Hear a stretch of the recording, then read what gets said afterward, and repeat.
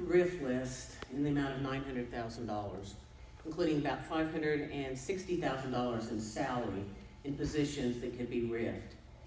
I want to ask the board, why are you allowing the humiliation of this school district to continue? The latest issue involving the superintendent and his failure to monitor our financial issues. The city bill, no less. It's always an excuse that someone else made the mistake. And to the three who voted to renew his contract, why do you allow this cancer to continue to grow in this district? What will it take to fire this superintendent? And we want to know, are we saving on diesel and gas bills with the lower price of fuel? And baseball, it's been 4 years since they've had a certified member of the staff to coach this team. Are you trying to kill the program? A lay coach costs just as much or more than a certified staff member. Hire a certified teacher baseball coach. Would the community accept this staffing for football or basketball? No, so why should baseball be treated this way? Now, the RIF list that you have in front of you, there's around over $900,000, including 17 certified and non-certified positions. We don't need to continue with duplicate classes offered at VOTEC and Ag, or a secretary to a nurse that we don't even have. We need to take a 12 to 15% cuts, because it's going to get a lot worse in this state than we've been told. It's better to over-reduce staff than to undercut what needs to be done.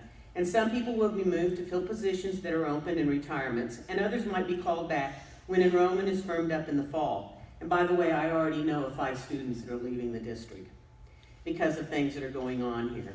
A 3% drop is only a teardrop in the wave that is going to hit Oklahoma. We must return to a staffing level of 900 to 100 students that were here in the years 10 and 11.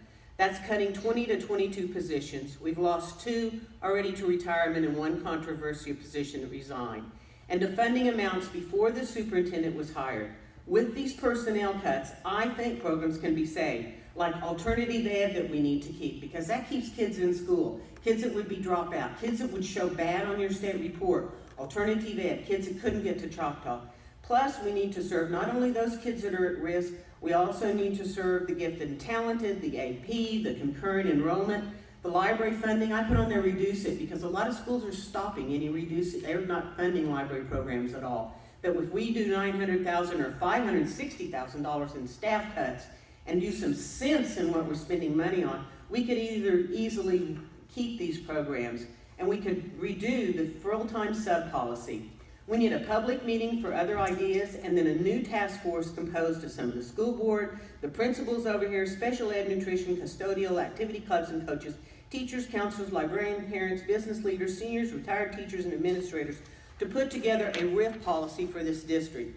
And we don't need the superintendent on it because he's caused the problem. And why would expect him to get us out of this mess? We do not and cannot accept the same kind of financial mishandling of the RIFs that we had last spring. There were 3 people, and we hired a dean of student and lay coaches.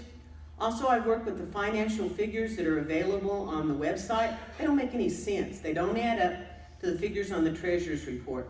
And if you'll turn to your last page, I went through those expenses, encumbered lists, and I divided them up by administrative and classroom and ag and like the sports and cheerleaders and building, transportation. And if you'll notice, there's 3,000 on there. I think that's administrative costs and 17,000 folks that were spent in this last period on classroom. So you need to get your administrative costs under control. That's why there's a bill in the State House to have consolidation of administrative duties between school districts. And that needs to happen to where we would share a superintendent with other sites. So look at the list. Some of the stuff is small, like the post office. For $208, we can have the mail delivered to the central office and divide it up. Why do we have Verizon Wireless when we could bundle it with AT&T? Redo the copier service. There's just a lot of things. Stop the linen service that we have. There's a lot of stuff that you can do a lot cheaper. And I'm sure these people over here and the teachers who are here, they know things that are in these buildings that there could be a lot of money cuts.